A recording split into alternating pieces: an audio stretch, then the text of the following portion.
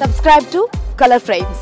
బంగ్లాదేశ్ పై భారత్ జోరు కొనసాగిస్తుంది. Test series ను క్లీన్ స్వీప్ చేసిన టీమిండియా తొలి టీ20లోనూ అదే జోరును కొనసాగించింది.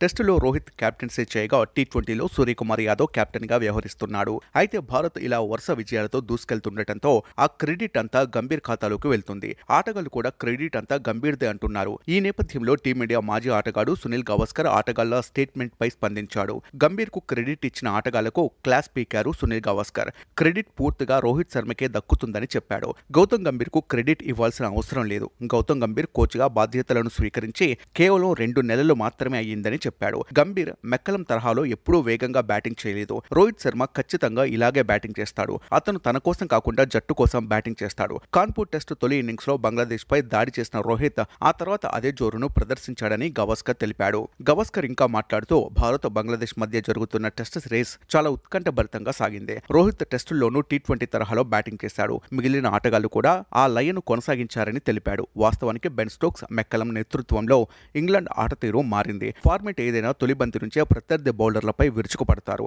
దీనికి వాళ్ళు బజ్ బాల్ విధానం అని పేరు పెట్టారు. అయితే టీమిండియాకు దూకుడు నేర్పింది మాత్రం daring and dashing batsmen Virender Sehwag. తొలి బంతిని బౌండరీకి తరలించడం వీరు స్పెషల్. ఏమాత్రం ఒత్తిడికి గురి కాకుండా ధనాధన బ్యాటింగ్ తో ఎన్నో విజయాలను అందించాడు. ఇప్పుడు రోహిత్ శర్మ కూడా టీమిండియాకు దూకుడు అలవాటు చేశాడు.